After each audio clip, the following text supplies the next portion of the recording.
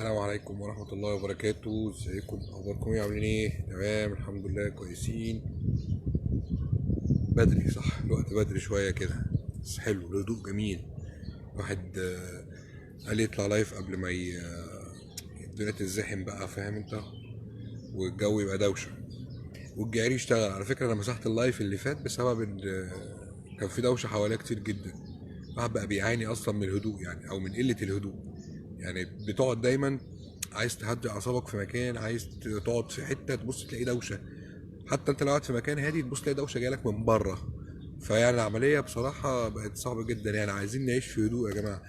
ايفا صباح الفل، صباح النور. رندا ياسين صباح الخير، صباح الفل يا رندا. حبي لربي صباح النور، صباح الفل رباح. صباح الخير. النهارده السبت طبعا كله اجازه. عزه السلام عليكم. وعليكم السلام ورحمه الله وبركاته.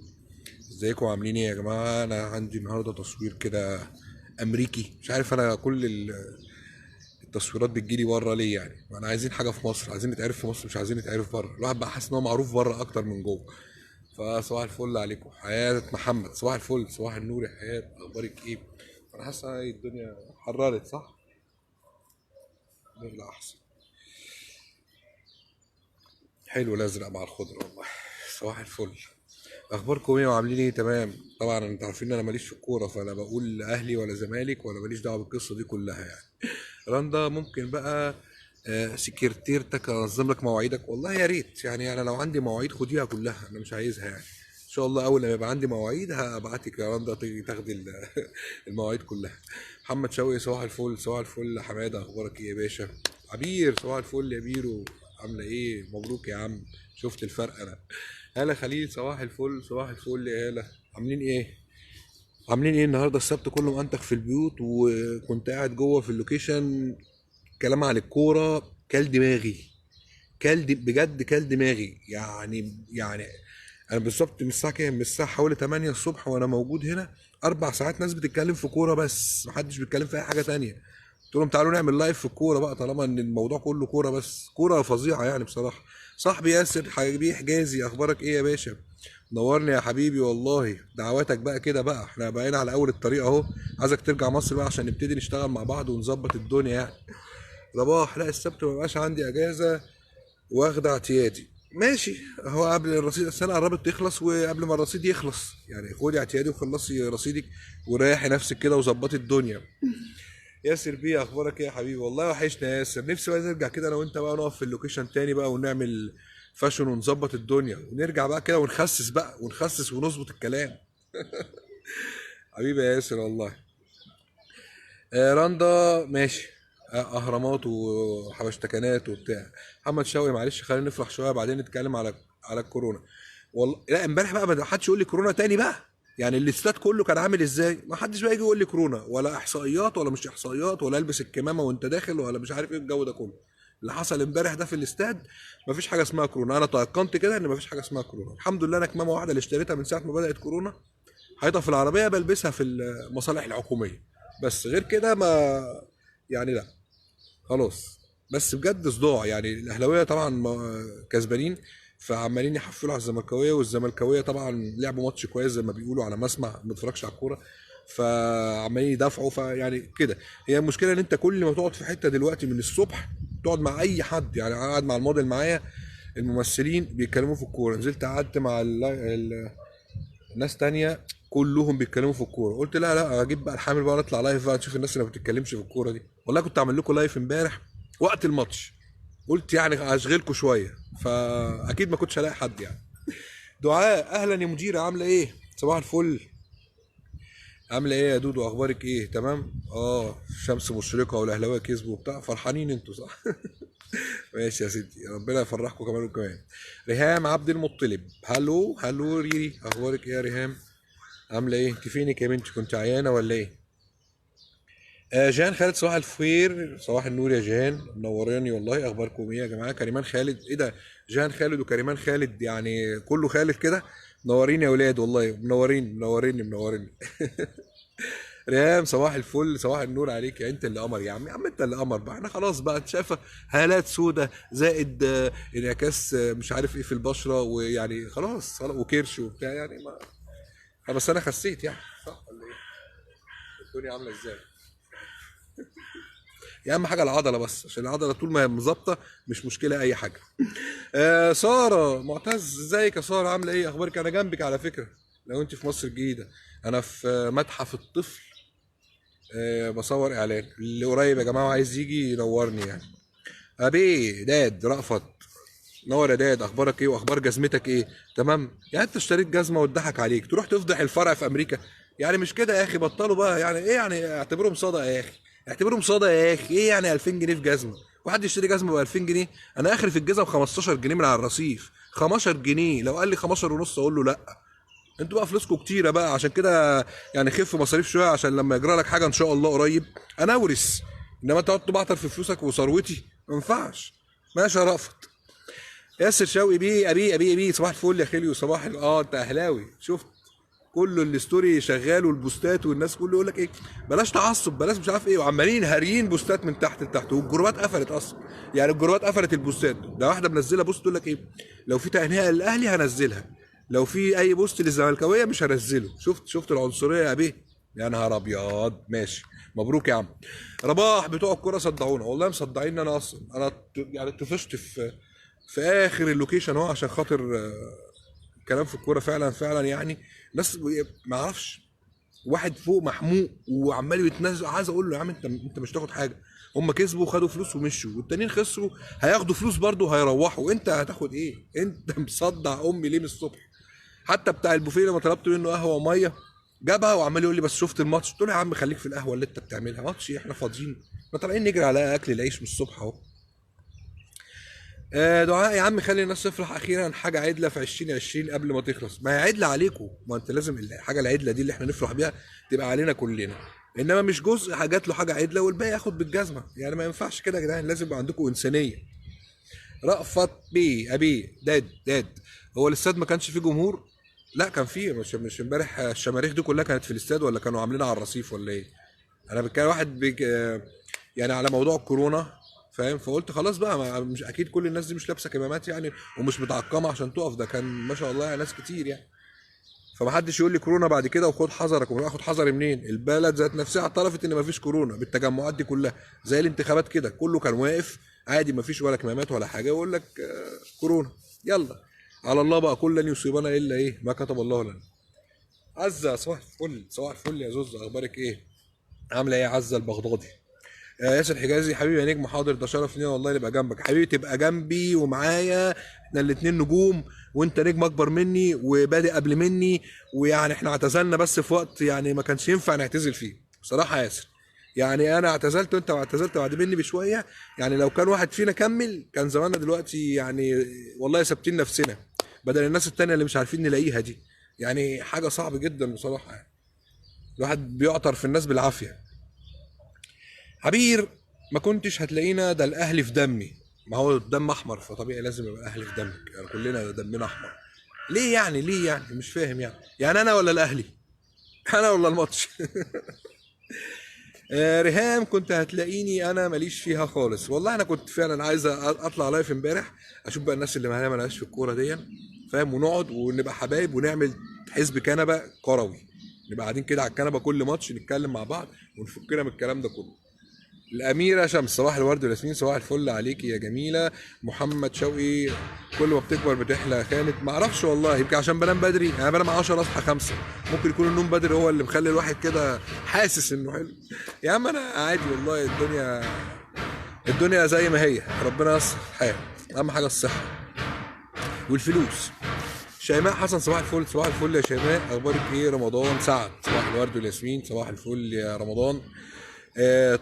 طارق محمود، صباح الفل يا عمنا، صباح الفل يا طارق، اخبارك ايه؟ احمد بيه الشرقاوي، صباح الفل يا ابو حميد، اخبارك ايه؟ صباح النور عليكم كلكم يا جدعان. كريمان خالد، والله انت قمر يا بابا، والله يا بنتي انت قمر، طالما انت بنتي يبقى انت قمر خلاص. انا كل يعني البنات اللي بتسميني اسمهم خالد قمرات، انا عارف من غير ما اشوف. منوره يا بنت حبيبتي والله. احمد عبد الصبور، ايه يا فنان، ربنا يوفقك في الاعلان يا نجم. يا مسهل يا حال يا رب، والله دعواتكم يا جدعان، دعواتكم عشان الواحد عايز يشتغل جوه شويه، عشان احنا اشتغلنا بره كتير يعني. كل عامل اعلان للعراق واعلان مش عارف هيتعرض فين، في بلد كده مش عارف اسمها، واعلانات كده. يعني انا صورت اعلانات كتير بس ما فيش حاجه منها اتعرضت. يعني حتى مش علاج الدواء اللي انا عامله، الدواء الحساسيه كده نازل ان شاء الله، هيكسر الدنيا بس ينزل. حرجوا علينا ان احنا ننزل اصلا الكواليس بتاعته قبل ما يتعرض الاعلان. فانا معايا الكالوس بس معيش الاعلان. اول لما الاعلان ينزل هنزل لكم الكالوس كله ان شاء الله. عبير شلبي، صباح السعاده، صباح الفل يا عبير، صباح التفاؤل، صباح الخير عليكم كلكم، وربنا يسعدكم كده وينولكم في بالكم. والنهارده السبت، كل سنه وانتم طيبين بمناسبه السبت. يعني خلاص بقى، يعني خلاص اعيادنا كترت قوي لدرجه ان احنا بنهني نفسنا بالايام. آه يسرى رشاد، على رايك احنا هنستفيد ايه يا عم؟ ما مش هستفيد حاجه والله، هم استفادوا وخلاص. ماشي يا يوسف، صباح الفل عليك. عبير العزب، لا انت طبعا ده انت غالي والله، عينك تسلمي والله. يا انا عارف، انا كلام المجاملات بتاع الصبح دون اللي هو لما بيأذن عليه الظهر خلاص بيروح. صباح الفل. ماشي. نورة محمود، صباح الورد والياسمين، صباح الفل يا نورة، اخبارك ايه؟ خلاص عملت ايه بعد اسبوع عيد ميلادك ما عدى؟ خلاص وكل الجاتوهات والتورت خلصت ورجعنا لحياتنا الطبيعيه بقى. الاسبوع اللي كان فيه عيد ميلاد ده كنت حاسس ان انت زايطه فيه. خلاص احنا كده رجعنا للكآبه بتاعتنا والانفلات الامني، وكل حاجه لازم ترجع زي ما كانت، والنكد والبوس كل حاجه، عايز كل حاجه ترجع في البيت زي ما كانت. خلاص عيد ميلاد خلص، انتهى. ماشي يا نوره، وانا زيك بنام 9 و5، انا بنام 10 بصراحه. عبد الرازق، صباح الخير يا استاذ خالد، صباح الفل يا عبد الرازق، اخبارك ايه يا باشا؟ نور. نوره محمود، ربنا يوفقك، تسلمي. سر سعادتي، صباح كيفك؟ الحمد لله تمام، انا في خير حال وكويس طول ما انتم كويسين. شيماء حسن، والله واللي جوزها خالد برضو امارات، والله ما اعرفش بقى، حسب خالد اللي معاها، اصل مش كل خالد يعني امارات، فممكن ما يعرفش. يعني بعتي لي صور وانا اقول لك. اكيد طبعا هتكونوا امارات كلكم، ربنا يسعدكم ان شاء الله. هاله الرفاعي، صباح الفل، صباح الفل يا هاله، اخبارك ايه؟ عامله ايه؟ سناء خليل، صباح الفل عليك يا نجم، صباح الفل عليك يا سناء، كلكم صباح الفل عليكم. هبه ناصر، صباح الخير يا خالد، ان شاء الله اللي جاي احلى، وبكره اللي جاي احلى. الغربان بتكوكي، الغربان بتكوكي، ما تسمعوش الكلام ده. ان شاء الله بكره اللي جاي احلى، وكل يوم بيعدي ان شاء الله يبقى فيه جديد، ويبقى فيه احلى واحلى واحلى. منال فهمي، صباح الخير، صباح الخير يا منال، نوراني. سكان مصر الجديده يتجمعوا يا جماعه. نورة لا تقلق، رجعنا. ايوه انا عايز كل حاجه ترجع زي ما كانت. انا مش عايز تفاؤل اكتر من الايام اللي هي فيها الاعياد دي. بقيت السنه كلها عايز نكد، عايز بوز، عايز اكشنه. ما تخشيش على الحياه مقبله كده علشان خاطر الحياه ما تصدمكيش. أميمة، صباح الفل يا أميمة، أخبارك إيه؟ عاملة إيه؟ أنت فينك يا بنتي؟ غيرت من ساعة ما غيرت صورة البروفايل بتاعك وأنا خلاص بقيتي بتوهي في الزحمة مني. نونا محمد، صباح الخير، صباح الخير يا نونا، اخبارك ايه؟ نونا ولا نونا؟ يعني حددي. ابو يوسف، يومك حلو وجميل، صباح الفل يا ابو يوسف، صباح الخير عليكم كلكم يا جدعان، منوريني والله. ومنعرفش انا لما بخش اللايف كده بتغير. انا كنت قاعد بتنشن من شويه وقاعد زهقان والناس مصدعيني بالكوره. يعني اول لما دخلت كده يعني حسيت كده ان اللي بص الخدود طلعت ازاي. يعني الواحد عايز ينزل الخدود دي والله العظيم. خلاص خلاص، حاسس انا لو خدت دور اكشن ولا حاجه وهيقعدوا يلطشوا فيا، يعني ايديهم هترد من الخدود دي. صباح الفل يا يوسف. طبعا بقى احنا مدعوكين في شويه مشاكل، موضوع محمد رمضان، موضوع الاهلي والزمالك، وموضوع كورونا، وموضوع مش عارف ايه. بس اهم حاجه لازم تتفائلوا، لازم تعرف ان مفيش حاجه هتصيبك الا اللي هو مكتوب لك، مفيش حاجه هتجيلك الا اللي انت يعني عارفها، فاهم؟ او بايدك انت اللي هتعمل وانت اللي هتشيل وانت اللي هتحط، وكل شيء مقدر. فكل واحد ينفض دماغه كده من الهم، عشان الهم ده بيأثر العمر وبيعجز الواحد وبيجيب قتب وبيجيب بيسقط البنش وبيوقع التراي. يعني لازم تتفائلوا يا جدعان علشان خاطر تفضلوا واقفين على رجليكم. محدش بينفع حد ومحدش بيشيل حد، وفي نفس الوقت مفيش حد بيطبطب على حد دلوقتي. كله في الزمان ده بيقول لك يلا نفسي. فانت تاخد نفسك كده مع نفسك وتفهمها غلطها وتقعد على جنب، تفهمها غلطها وتعيش حياتك زي ما انت عايز بالظبط، زي ما انت راسمها. خد بالك، يعني دايما بقول للناس الموظفين كده، انت لو انت رايح الشغل وجرالك حادثه، جرالك اي حاجه، اخرهم هيعملوا كده والبقاء لله. فما تضيعش نفسك وتفرض صحتك وتفرط في صحتك وتفرط في وقتك مع عيالك ووقتك مع جيرانك ووقتك مع نفسك علشان خاطر حته شغل. لو مت هيجيبوا واحد تاني. بس مفيش حد مفيش شغل بيقف على حد. فانا بلاقي ناس مطحونه في الشغل، يقول لك يا عم الشغل واكل العيش. على فكره هو مش اكل عيش، ده مش اكل عيش خالص يعني، فاهم؟ انت بعد كده لما بتقع كل اللي انت لميته في اكل العيش ده ما بيكفيش اصلا الادويه اللي انت بتصرفها على صحتك. فما تحرقش نفسك في الشغل، حاول تتعامل مع الشغل بذكاء. يعني حاول تأثر مجهودك في ان انت تستذكى على الشغل، تعمل نفس شغلك بس بمجهود اقل، تحرقش اعصابك، تحرقش صحتك، علشان انت لما بتقع هم ما بيسالوش عليك. يعني انا مثلا واحد من الناس جربت 100 شغلانه ورحت 100 شغلانه، بعد ما بمشي منها علاقتي بيها اتقطعت بين الناس اللي فيها، بين الناس اللي فيها، ولا هم بيسالوا ولا انا بسال وبطنش وخلاص. كانت شويه وقت حلوين يا جدعان، والسلام عليكم ورحمه الله وبركاته. فعلشان كده ما تحرقش نفسك في الشغل وتقول انا هبني نفسي وهبني البلد وهبني العيال وهبني في الاخر انت بتموت بتتحاسب وما بتاخدش حاجه ولا حد بيسال عليك بعد كده. حتى عيالك اللي انت بتقعد يعني تحوش لهم وتشيل لهم وتعمل لهم وتظبط لهم، بعد ما بتموت اخرهم كل مناسبه الله يرحمه كان راجل طيب بس. فيعني وفر وقتك، وفر جهدك، وفر مجهودك لنفسك، واعمل حسنه ليك، وحافظ على صحتك عشان تستمتع بيها بقيه حياتك. يعني انت طالما عديت ال 40 خلاص، انت ال 40 سنه اللي فاتوا دول انت عملت للناس وعملت لعيالك وعملت لنفسك وخلاص ظبطت حالك. العشر سنين اللي جايين دول قبل ما تبتدي بقى سن التعب والعيا والسكر والضغط والقلب والكلام ده كله، حاول تبقى هادي، مفيش حاجه تضغط عليك، لان كل حاجه هتضغط عليك هتاثر عليك في العشر سنين اللي بعديهم. زي ما بيقولوا كده، انت شايف نفسك فين بعد 5 سنين في الشغل، انا بقول لك شايف صحتك فين بعد 10 سنين من دلوقتي. لازم تحافظ على صحتك وتروق دماغك، لازم تروق دماغك. كل حاجه مكتوبه، كل حاجه والله العظيم انت بتعملها مكتوبه. منال فهمي محدش بينفع حد والله العظيم، ولا العيال بينفعوا ابوهم ولا امهم ولا اي حاجه، والله العظيم ما حد بيشيل حد خالص. حافظ على نفسك ورتب حياتك ان انت تبقى عايش للناس بجزء ولنفسك بالجزء الاكبر. حب نفسك علشان الناس تحبك. أميمة الحمد لله، تسلمي يا أميمة.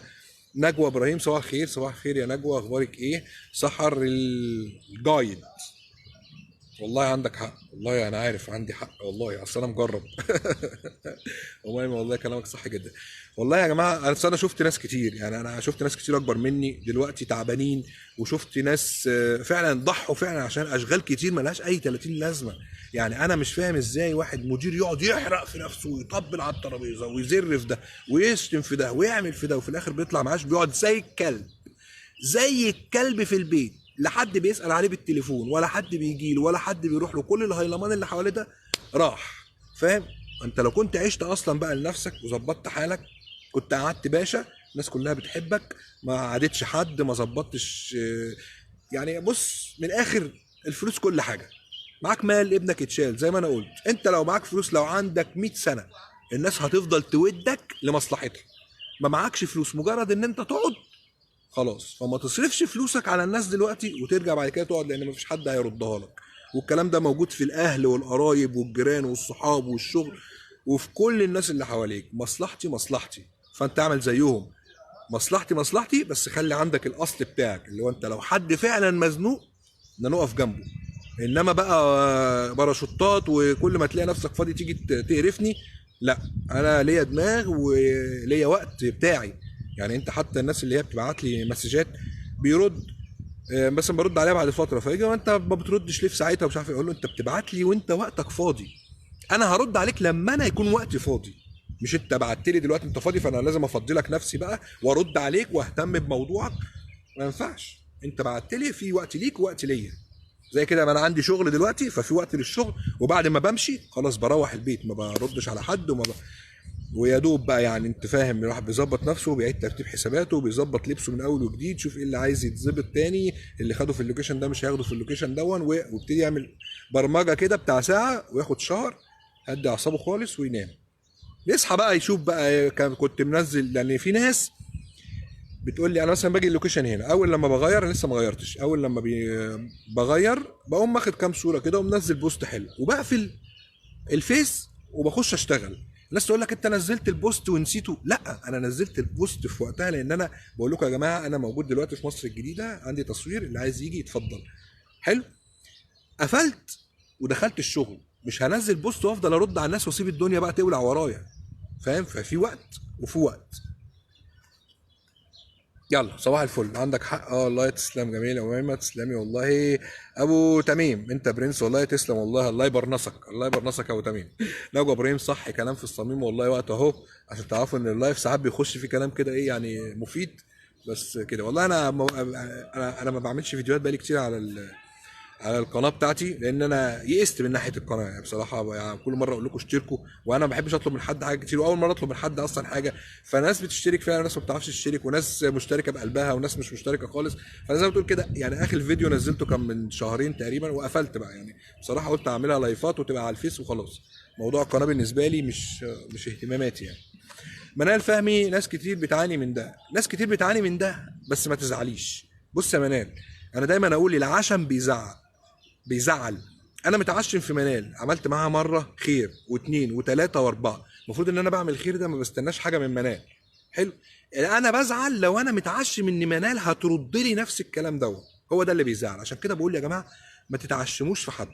انت بتعمل خير خلاص، واحد قريبك جه اديت له صدقه مثلا، مشيت معاه في مشوار، رحت عزيته، رحت له فرح، رحت له عيد ميلاد، جه في وقت المناسبه بتاعك انت، هو ما جالكش، ما تزعلش ان ما تتعشمش فيه. ممكن عنده ظروف، ممكن ملوش نفس، ممكن معهوش فلوس يجي، ممكن يعني من غير ما تلتمس له اعذار ولا تركبه غلط. لا خلاص، الموضوع انتهى. انا رحت لك علشان انا ابن ناس وعندي اصل وعارف الواجب والاحترام. انت ما جيتليش بظروفك انت بقى، انا مش متعشم فيك ان انت تديني كده. فالعشم هو اللي بيزعل، ما تتعشموش في الناس. انا عييت، كنت زي عملت زيارات لناس كتير جدا بس ما جوليش، خلاص الموضوع انتهى. انا عملت الزيارات دي لله. لما انا اعيا مش مستني الناس اللي انا زرتها تجيلي، لان انا كده بزعل فبيعمل ضغط عليا، ومفيش حد حواليا، ومفيش مش عارف ايه. لا، هو ممكن تعمل خير في ناس والناس دي ما تعرفش تجيلك، بس ربنا بينشئ لك ناس تانية تجيلك، او بيسخر ناس تانية ليك تجيلك. زي مثلا كده انا قلت برضو يعني قبل كده، بتيجي الواحده تتجوز حواليها اصحابها كلهم مش متجوزين، فلما بتيجي تتجوز كلهم بيقفوا معاها في تنجيد وحنه وفرح وكوافير لحد ما تروح بيتها. حلو. لما تيجي كل واحده فيهم تتجوز، ما تزعليش من اللي هي اتجوزت ومشيت، لان هي بقى عندها ارتباطات تانية، بقى عندها حياه تانية، بقى صحوبيتكم قلت. فلما تيجي انت في فرحك ما تقولش يا ده فلان انا عملت لها وعملت لها وعملت لها وما جاتش. لا، ما هو ربنا طلع لك جيل تاني واقف حوالين منك لسه ما اتجوزش، بيعمل لك واحد اتنين تلاته اربعه خمسه زي ما انت عملتي بالظبط. يعني انا لما بعطل بعربيتي بصراحه على الطريق، بلاقي ناس كتير بتقف لي. ليه؟ لان انا ما بلاقي اي حد عطلان على الطريق بقف. يعني حتى هو لما شاورش انا بقف، عايز ايه؟ عايز ميه، عايز كوريك، عايز منفاخ، عايز اي بديله. فاهم؟ فبالتالي اول لما بالعربيه بتعطل مني انا ما بفكرش، بقوم نازل واقف جنب العربيه كده، ابص الاقي الله اكبر يعني الناس في حاجه وبينزلوا يقفوا معايا. ولو ما حصلش كده يعني انا مش هزعل منهم، بس انا ايه يعني، انا متعشم في ربنا ان فعلا زي ما انا بعمل خير هيطلع لي خير، بس مش نفس الشخص اللي انا عملت فيه. ربنا بيسوق لي ناس تانية. يعني في مره كنت طالع رحله العين السخنه، وقلت اركن عربيتي، وفي واحد صاحبي هيعدي عليها بعربيته على الطريق بره، فقلت اركن عربيتي بدل ما اطلع اركن على الطريق واسيبها طول النهار. والله العظيم انا نازل من البيت حاطط الشنطه، وجيت عند الصينيه اللي هي بعيد عن بيتنا كده شويه، وقفت. ففضلت واقف ما بشاورش، ففضلت واقف لحد ما جت عربيه اتنين تلاته، واحد جه قال لي ايه على طول. قلت له طالع اخر طول. قال لي طب ما تشاور وبتاع. قلت له لا انا ما شاورش، انا عامل خير كتير في الحته دي انا ياما خدت منها ناس، فمستني ان ربنا هيبعت لي واحد ياخدني من الحته دي يوديني زي ما كنت انا بوصل الناس، مش محتاج ان انا اشاور. وركبت معاه ووداني، وطلعت الرحله ورجعت، وبرضه لقيت عربيه تانية جت خدتني لحد البيت. فانت دايما كما تدين تدان، وزي ما خير تعمل هتلاقي خير برضه، مش هتلاقي شر. على فكره المثل ده غلط، لانه اللي عمله اللي قاله عايز يقلل الخير من بين الناس، ده بيوقع بينهم يعني. فاهم انت؟ بس ايمي صباح الفل. ايمي اخبارك ايه؟ ايمي عامله ايه؟ تمام. الف سلامه عليك يا ايمي، سمعت ان انت تعبانه. نجوى ابراهيم، الفلوس زي الديتول بتقضي على 99 طبعا. طبعا والله العظيم بتقضي عليها 100%. خد بالك ان انت بتشتغل طول عمرك علشان تصرف على الادويه والعلاج بعد ما تكبر، مش بتشتغل عشان تتبسط وتتفسح. لا، انت بتشتغل طول عمرك وانت شباب علشان لما تكبر تصرف على العلاج، يعني تصرف على الهلكه اللي انت هلكتها ايام الشباب. ايمي صباح الفل، انت الناس بتحبك يا خالد، تسلم والله، يا ربنا عشان انا بحبهم وهم بيحبوني، فالعمليه ايه يعني، طالعه من القلب للقلب كده يعني. ثقتي بربي تكفيني، صباح الورد والياسمين، صباح الفل يا ثقتي، منور الدنيا، منوره يا ثقتي والله. سحر صباحك كله خير يا رب، صباح الفل يا صاحبي، صباح النور عليك يا رب كده. ربنا يرزقكم كده راحة البال، أهم حاجة راحة البال. وما إما ربنا يوفقك في شغلك، اللهم آمين يا رب. ربنا يوفقني في شغلي ويرزقني كده فرصة نعدي منها بقى من رمضان بقى، رمضان بقى. مرسى عزمي، صباح الخير، صباح الفل يا مرسى، اخبارك ايه؟ صباح النور عليكي. ايمن صباح الفل يا نجم، صباح الفل يا ابو ايمن، يا ابو سيف، عامل ايه يا باشا؟ اخبارك ايه؟ انا متشكر جدا يا ايمن والله. يوم ما كنت بصور في استوديو مصر يا جماعه، ايمن جالي اللوكيشن بس انا كنت خلصت تصوير. ايمن جالي اللوكيشن وبصراحه نسيت اتصور معاك. يعني كان المفروض اتصور وانزل الصوره واقول يا جماعه الناس بتجيلي اهو علشان خاطر الناس دايما تقول لي اصل انا مكسوف اجي لك لما انت تكون بتصور. على فكره انا اكتر وقت فاضي فيه وقت التصوير ده. يعني احنا بنيجي مثلا من الفجر، طول النهار مثلا عندنا تصوير نهار بيبقى للمغرب، فاهم؟ انا ممكن اصور في 10 دقايق وافضل قاعد قبليها بحضر لبسي وبعديها قاعد، يعني قاعد مستني لحد ما يخلصوا الدنيا كلها، فاهم؟ فاكتر وقت انا فاضي فيه وقت التصوير ده بس. ثقتي فعلا كلامك صح والله، كما تدين تدين فعلا والله. آه رويدا، رويدا، وات جو اراوند، كم اراوند. طب حد يترجم لنا يا جدعان عشان ما ناخدش اللايف في الترجمه. ثقتي بربي، ربنا يوقف لك ولاد الحلال، اللهم امين يا رب. ايمي انت وحشني يا خلود قوي والله، وتسلمي وانت كمان وحشاني، والف سلام عليكي. مجدي محمد صباح الخير يا خالد، صباح الفل يا مجدي، وحشنا. تسلموا والله، انتوا كلكم وحشتوني. هي مشكله بس ان انا مود مش اكتر. يعني هي فعلا الدوشه اللي انا لسه كنت بقول في اول لايف ان الجو العام بقى دوشه حواليك، حتى في البيت ومن الجيران وتنزل الشارع بقى دوشه يعني على حتى لما جيت هنا عصافير وغربان وبتاع. فانا قلت يعني ايه خلاص اطلع بقى وانتوا نصيبكم. قلت اطلع اصبح عليكم قبل ما نبتدي شغل. يعني فاضل شويه كده نظبط اللبس ونخش التصوير. ويدعوا لنا كده يا جماعه، ادعوا لنا يعني. عايزين فرصه لطشه، هوب تطلعنا فوق. نعمل بقى لايف بقى كده بقى من الفيلا بتاعتنا في كوكب بلوتو فوق، بعيد عن الدوشه والكلام ده كله خالص. يا وحش، مكتب تصوير اهو، الباب اهو هناك اهو، المبنى ده ورا القبه دي اهو، تاني دور. وما تنسوش بقى تشتركوا في قناه خالد شو بالعربي علشان اتحمس ان انا انزل فيديوهات تاني.